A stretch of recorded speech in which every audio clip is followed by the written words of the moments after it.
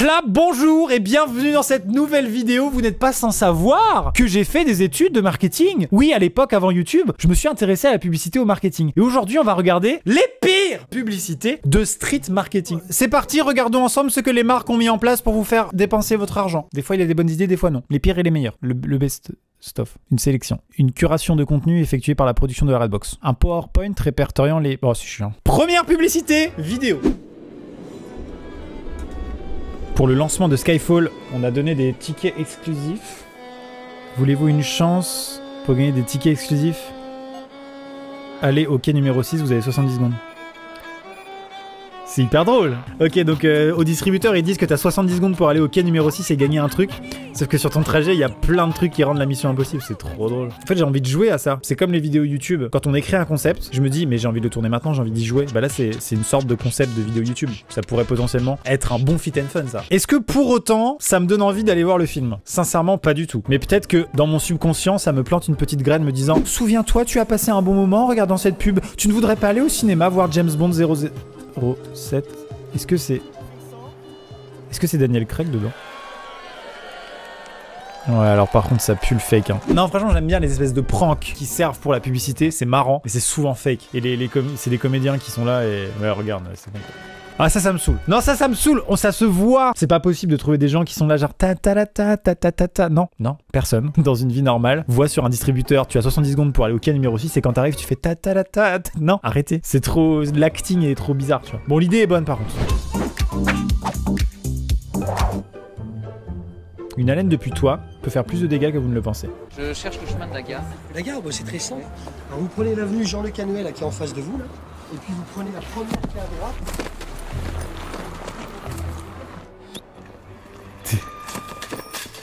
T'imagines, t'es le seul survivant du coup. Mais en fait, je trouve ça glauque, monsieur. Et puis ça va trop loin, on a compris la vanne, en fait, ça y est, c'est bon. Par contre, moi, c'est un de mes fantasmes de fiction, vraiment, de me retrouver dans une ville où il n'y a plus rien, tu vois. Genre, je suis une légende. C'est-à-dire vraiment, je réserve Paris, un arrondissement, par exemple, ça suffit. Bon, Boulogne-Billancourt entier, ok, bon, ça va. Et genre, plus personne fait un bruit, et il n'y a plus aucune voiture, c'est genre désert, et tu peux te balader partout en mode GTA. Trop bien. Et en fait, ce que je viens de décrire, c'est le confinement. Je viens de m'en rendre compte. Tout ça pour dire que le gars pue de la gueule. Un tic-tac.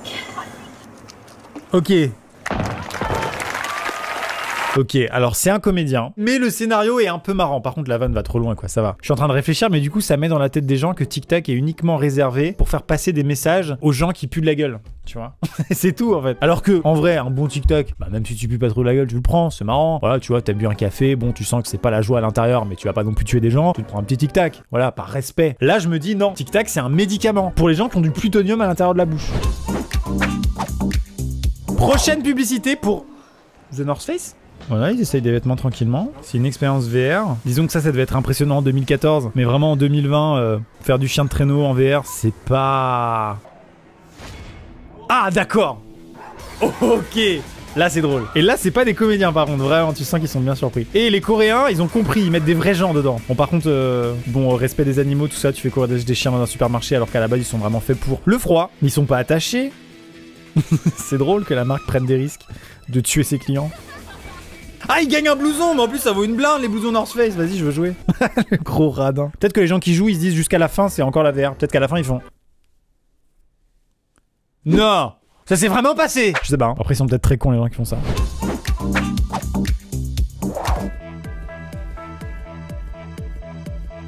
Ah ouais, ok. Il y a une machine. Il y a une machine à pression, tranquillou.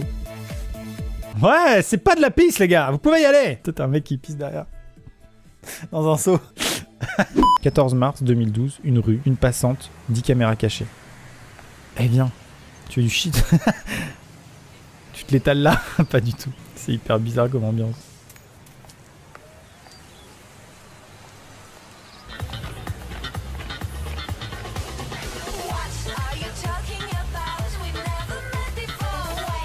Donc ça, c'est histoire de dire aux gens, quand tu mets de la crème Nivea, sache que toute la journée, il y aura des gens lourds avec des danseurs, ainsi que des policiers qui font des striptease en te demandant ton attestation. Est-ce que ça donne envie d'acheter de la crème? Non? Non, bah non. Moi, je vis ça, je prends un mouchoir et j'essuie la crème pour que ça s'arrête. Laissez-moi! Je suis pressé! Après, c'est un peu ancien, quoi, 2012. Du coup, ça a mal vieilli, ce genre de truc, on l'a vu et revu. Mais bon, c'était quand même il y a presque 10 ans, 8 ans. Oh, mais genre, c'était du surjeu total, là. 100% fake. Je pense que c'est peut-être un problème légal. Le mec fait des analyses juridiques sur les publicités. Mais je pense qu'en vrai, si tu prends quelqu'un et après tu l'utilises pour vendre ton produit, tu vois, c'est un mec random qui a rien demandé. Potentiellement, tu peux avoir la meilleure séquence possible de prank, tu vois, où il y a des vraies réactions de ouf. Et à la fin, tu fais... Au fait, petit détail, voilà, vraiment, mais si ça vous gêne, y a pas de souci. En fait, le spot va être diffusé environ 2000 fois pendant les 3 prochains mois sur les chaînes de télé principales en France, en Belgique, en Suisse et au Maghreb, ainsi que au Canada et aux États-Unis. C'est une campagne mondiale. C'est bon pour vous? Mais non, j'allais au boulot, j'ai rien demandé. Pourquoi je deviendrais l'égérie de Nivea? C'est sûr que les gens diraient non. Donc c'est évident, c'est des comédiens, tu vois. Et du coup, c'est dommage, parce que je pense qu'il y aurait des meilleures réactions et des meilleures pubs à faire avec des vraies réactions de gens, tu vois. Ils mettent un lavabo pour se laver les mains au milieu de la rue. C'est plutôt d'actualité, hein. C'est des comédiens. À aucun moment, vous avez surpris des passants en train de se nettoyer les mains. Ça n'arrive pas ou très peu dans la rue. Il y a très peu de personnes qui s'essuient avec des mouchoirs dans la rue, vraiment. Enfin, je veux dire... Mais arrête. Pour faire le plan qu'on vient de voir, ça voudrait dire qu'il faut qu'il y ait un caméraman à 1 mètre de toi avec une caméra à épaule. Fais pas genre que tu n'as rien vu. Mais bien sûr, il répare son vélo en plein milieu de la rue, une rue piétonne. C'est si faux. C'est-à-dire que dans une journée, t'as pas croisé 10 personnes qui s'essuient les mains avec un mouchoir et qui, oh, tout d'un coup, oh bah tiens, super, il y a du palmolive. Non, ça n'arrive pas. Quand vous prenez leur vie, observez le nombre de gens que vous voyez en train de s'essuyer les mains. Je vais vous dire le chiffre que vous allez trouver. 0. Rien. Une douche de... Attends, ils ont mis une douche de Sprite sur la plage, en mode une grosse machine comme à McDo, là, c'est ça? Et du coup, tu vas te doucher dessus. Mais du coup, tu colles après, non? T'es là, genre... On rentre à la maison. Je suis tout coulé, ils ont vraiment mis du Sprite, c'était pas une vanne. Non, je crois que c'était de l'eau au début, mais non. Je viens de me prendre une douche au soda, là. Ah bah, là, je sais pas comment je vais faire pour rentrer à la maison. Ah, c'est nul, j'ai pas... Bah, j'en boirai plus. Pas ouf, celle-là. C'est drôle, un peu. Ok, donc c'est une pub pour Pictionary. J'aime bien le début.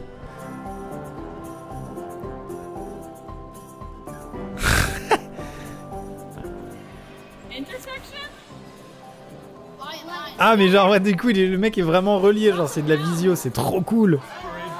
Ah franchement j'avoue que là ça doit captiver bien l'attention des gens quand même. T'as quand même un enfant qui parle à un panneau publicitaire. Et je pense que quand tu passes à côté de ça au début, tu dis mais il est complètement con lui. Il croit vraiment que le panneau lui répond là. Il est con quoi. Faut lui dire hein, votre enfant il est pas bien. Ouais enfin bon les applauses. Non les applauses ça fait fake là, personne n'applaudit. Ah d'accord, il y a une équipe qui arrive avec le Pictionary. Plutôt stylé. Ah peut-être le public est fake, peut-être. Pour que ça fasse plus d'ambiance. Ah c'est drôle. Ça a l'air vrai quand même, sa réaction là. Pour le coup, je pense que c'est pas des comédiens. Mais comme ils sont pas au centre de la pub et qu'il y en a plusieurs, d'un point de vue légal, c'est une vidéo juridique les gars. Je vous avais prévenu. Je donne mon ressenti légal à propos de ces publicités. Et je pense que du coup ça passe parce qu'ils sont pleins en fait. Franchement, ça donne une bonne image fun à Pictionary et j'ai envie d'acheter Pictionary. Malheureusement, il y a un nombre incalculable de placements de produits dans cette vidéo et je ne suis pas payé. Donc c'est un peu triste. Non mais Pictionary, sympa. Petite parenthèse, je me tâte à faire une énorme cloche de notification que vous pouvez activer maintenant, plus le bouton abonnement, que je mettrai directement sur une des plus grosses places de Paris, genre place de la Concorde par exemple, une énorme cloche avec marqué Amixem dessus. Voilà, qu'est-ce que vous en pensez? Non en fait je vais pas le faire, c'était juste pour vous demander de le faire maintenant si jamais vous l'avez pas encore fait. Au revoir. Non, enfin on continue la vidéo à tout de suite, maintenant. Ok, oh là là. Angry Bird, c'est hyper inspirant je veux dire à placer, c'est évident. C'est évident. Mais non!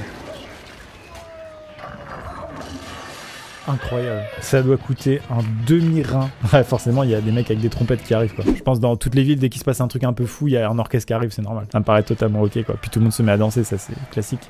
Ouais, puis tout le monde applaudit comme si c'était un concert. Non, ça me paraît normal. Ça me paraît une situation tout à fait normale. Bon, ils en font vraiment trop, quoi. Je veux dire, au début, c'est cool, puis à la fin, ça part en couille. All you can eat.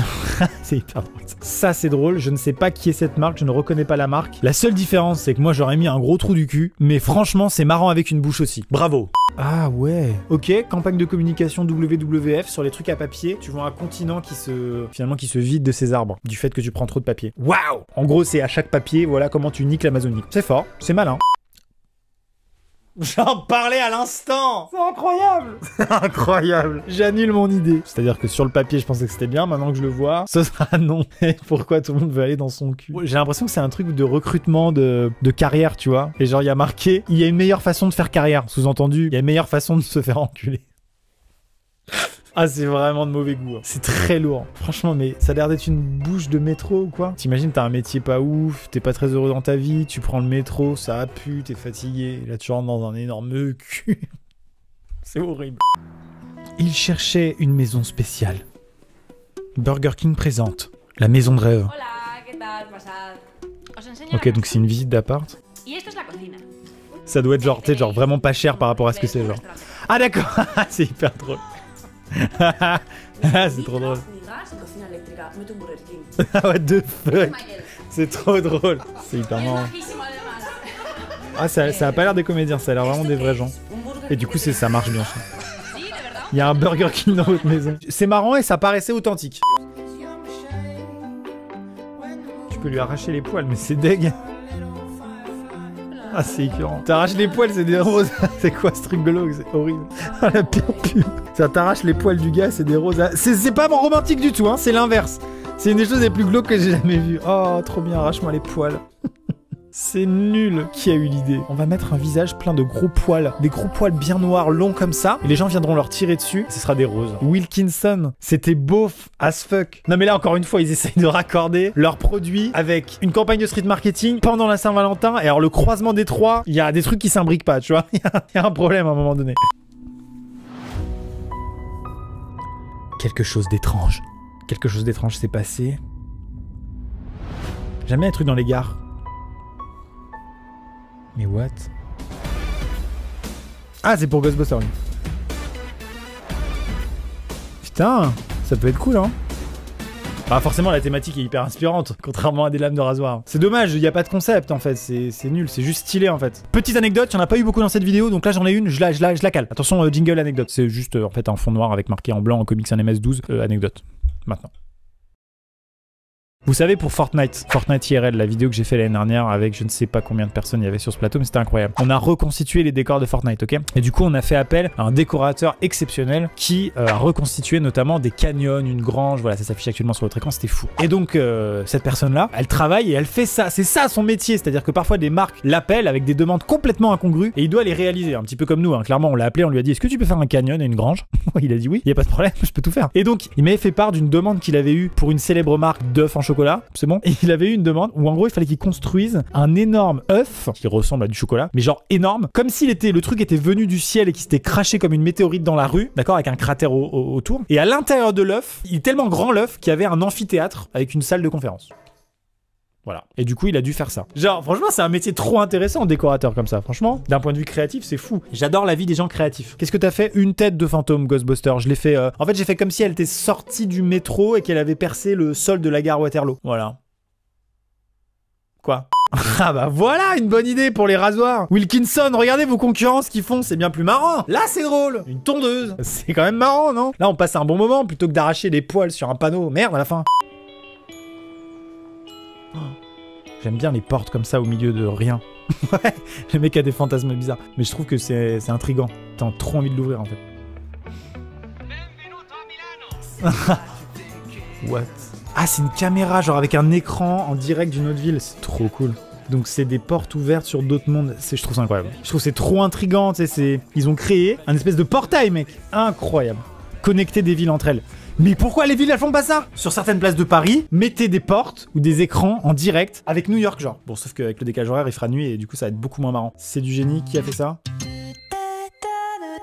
Oh, waouh. Bravo la SNCF. Oui, je dis ça dans ma vie. Mais ce concept, faut le pousser tellement plus loin. Faut l'utiliser partout. Mais ça marche avec toutes les villes. Attends, j'ai une idée. Le mec veut réécrire la pub. Non, mais tu fais une sorte de chat roulette, mais sans les tubs. Tu vois le truc? Genre en fait, tu mets plein de portails dans plein de villes dans le monde. C'est connecté au hasard. Genre un jour, Angers est connecté avec Melun. C'est cool, il y a des gens sympas à Melun certainement. Et des fois avec New York et avec Paris et genre, tu sais pas sur quelle ville t'es connecté. C'est ouf. T'ouvres la porte et t'es connecté avec quelqu'un, tu ne sais pas à quel endroit il est dans le monde. C'est pas la folie? Mais les gars, faut faire ça. Contacter les maires de France. Je veux voir ça, c'est trop bien. J'ai envie de le faire en fait. J'ai envie de faire un chat roulette public. Incroyable, ça me donne trop d'idées, ça m'inspire trop. Bravo l'équipe marketing de la SNCF. Je vous pardonne pour les retards. Voilà, je vous pardonne. Voilà. Mais attention, c'est juste parce que vous avez fait une pub sympa.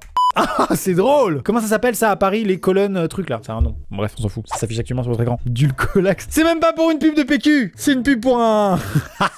Ah, c'est drôle. C'est une pub pour du laxatif, non? C'est quoi Dulcolax déjà? Dulcolax, lax, hein, c'est bon, on a compris. C'est une pub pour du laxatif, c'est du génie. C'est hyper marrant. Des fois, j'ai envie de faire une pause dans ma vie et de me dire, vas-y, pendant 3 mois, je vais donner des idées de merde à des équipes marketing. Et je veux faire partie des gars qui ont fait ça. Je veux dans ma vie dire, écoute, j'ai commandé 53 rouleaux de PQ géants pour les mettre partout dans Paris. Tout ça pour un truc de laxatif. C'est trop drôle et c'est hyper bien fait, bordel. Et tu vois, le mec qui nous a fait les décors de Fortnite, comme je te disais tout à l'heure, et bah il est capable de faire ça. C'est trop drôle.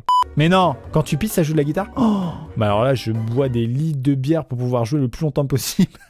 Attends, ça c'est un concept de vidéo, quoi. C'est incroyable, ça. Approchez-vous un peu plus près. C'est horrible. Ah, c'est... C'est une pub de funérarium. Est-ce que si tu vois ça, ça te fait rire, et quelques années plus tard, tu perds quelqu'un et tu dis « Ah, ça m'avait bien fait marrer, ça. Bah, je vais les contacter. » Non, non. Mais c'est courageux, je trouve, en fait. C'est du génie. On va regarder maintenant quelques jeux de mots nuls d'enseigne. C'est parti. Fil électrique. Ah ouais. Ouais, ok. Ok, fil électrique, ça me va. Alors vraiment, les coiffeurs, c'est les pires d'un point de vue jeu de mots. Adulte R, faudratif R. Oh, l'enfer. Nick Tam R. Adolf Hitler. Mais Adolf Hitler, c'est... Ah bah c'est ambitieux. En plus, les coupes sont terribles. C'est pas possible. Ils vendent des galettes. Ça me fait rire parce que c'est souvent des petites entreprises, tu vois, et c'est souvent le gérant qui a décidé du nom de l'enseigne. Et le gérant est un peu, tu vois, il est un peu farceur, il est un peu marrant. C'est pour ça le problème, c'est que je pense que tenir un magasin comme ça, être commerçant, c'est difficile, mais il faut quand même savoir déléguer certaines tâches, comme par exemple la communication, parce qu'on peut pas tout mélanger. Mesdames et messieurs, c'est la fin de cette vidéo sur les publicités réalisées dans la rue ou pas. J'espère que ça vous a plu. Moi, le marketing et la publicité, ça a été une petite partie de ma vie, donc je voulais faire cette petite vidéo qui m'intéressait. N'oubliez pas de vous abonner à cette chaîne, un petit pouce bleu, un petit commentaire et bien sûr la cloche afin d'être notifié des prochaines vidéos qui arriveront. À bientôt, Busca Vida.